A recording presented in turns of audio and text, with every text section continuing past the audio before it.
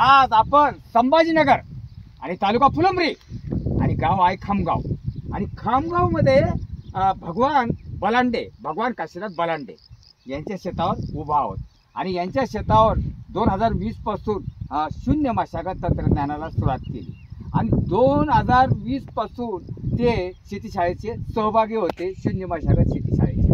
आणि ही शून्य मशागत शेतीशाळा NDKSP म्हणजे नानाजी देशमुख संजीवनी प्रकल्पाअंतर्गत आली बरं का.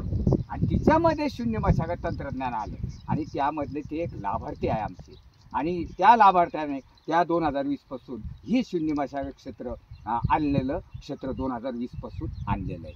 आज आपण बघत आहोत की खोडांचा बाजार, जो खोडांचा बाजार हा खोडांचा बाजार जसा आहे तसा.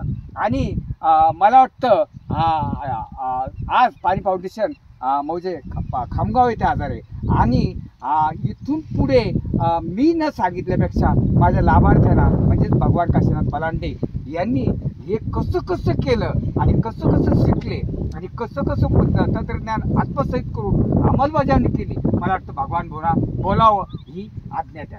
नमस्कार, पुढे भगवान बलांडे खामगाव.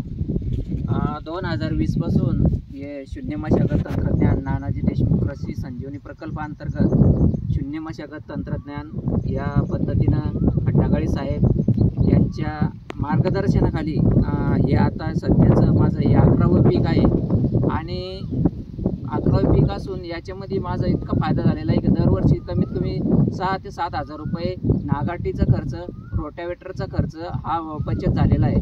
दुसरा खर्च माझा जवळपास 50% रासायनिक खताचा सुद्धा बचत झालेली आहे. म्हणजे ज्या क्षेत्रामध्ये जर आपल्याला 2 बॅग टाकावं लागते तर या क्षेत्रामध्ये फक्त मी 25 किलो महाधन हे वापरलेलं आहे यावर्षी. म्हणजे जवळपास 70% बचत झालेली आहे खताची. आणि पाणी जर जास्त झालं तर हे बेडच्या माध्यमातून सर्व निघून जातं पाणी आणि पीकसुद्धा चांगलं राहतं आणि सेंद्रिय कर्पासुद्धा याच्यामध्ये वाढ झालेली आहे. दरवर्षीपेक्षा सेंद्रिय कर्प वाढत गेलेला आहे. आणि दुसरं म्हणजे असं